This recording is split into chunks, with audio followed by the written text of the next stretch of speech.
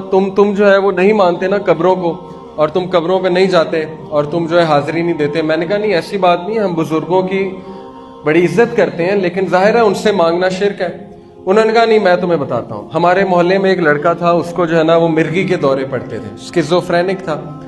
تو اس کو مرگی کے دورے ایسے پڑتے تھے کہ وہ بیٹھے بیٹھے کانپنے لگ جاتا تھا اور پاگل ہو جاتا تھا اور باولا تھا، اور منہ سے تھوک نکلتی تھی، جھاگ نکلتی تھی۔ تو ڈاکٹروں نے جواب دے دیا۔ تو ایک پیر صاحب نے کہا کہ آپ اس کو نا فلانی قبر پہ لے جائیں اور وہاں لے جا کے نا یہ جھاڑو دے بابا جی کی قبر پہ، اور صفائی کرے اور وہاں جا کے دعا مانگے تو یہ بالکل ٹھیک ہو جائے گا۔ تو انہوں نے کہا تم مانتے نہیں۔ وہ وہاں پہ گیا، اس نے جھاڑو دی، اس نے جو ہے دعا کی، وہ ٹھیک ہو گیا۔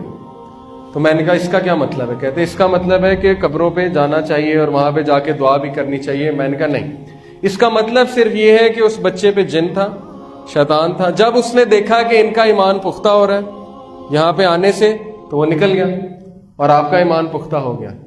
ایسی بات ہے نا۔ میں آپ کو ایک اور دلیل دیتا ہوں۔ دیکھیں، نصارہ جو ہیں، کرسچن جو ہیں، آپ نے اکثر دیکھا ہوگا کسی ڈاکیومنٹری میں کہ وہ بھی تو جن نکالتے ہیں نا، جنہیں ایگزورسسٹ کہتے ہیں۔ جو کرسچن پریسٹ ہیں وہ بھی تو جنات نکالتے ہیں۔ تو وہ جب جن کو کہتا ہے کہ عیسیٰ کے نام پہ، عیسیٰ مسیح کے نام پہ، اور مریم جو ہے ان کے نام پہ علیہ السلام، ان کے نام پہ نکل جا، یعنی وہ خدا مانتے ہیں نا عیسیٰ کو اور مریم علیہ السلام، تو وہ واقعی نکل جاتا ہے۔ تو اس کا کیا مطلب ہے کہ کیا نعوذ باللہ عیسیٰ علیہ السلام جو ہے وہ خدا ہے؟ کیا اس کا یہ مطلب ہے مریم علیہ السلام جو ہے نعوذ باللہ وہ خدا ہے؟ نہیں، بلکہ جب شیطان دیکھتا ہے کہ اس کا شرک پختہ ہو رہا ہے، اس کا کام ہی کیا ہے؟ اس کا کام ہی یہ کہ انسان سے شرک کروانا۔ جب وہ دیکھتا ہے کہ شرک پختہ ہو رہا ہے تو وہ نکل جاتا ہے، تاکہ مزید ان کا ایمان جو ہے وہ پختہ ہو جائے۔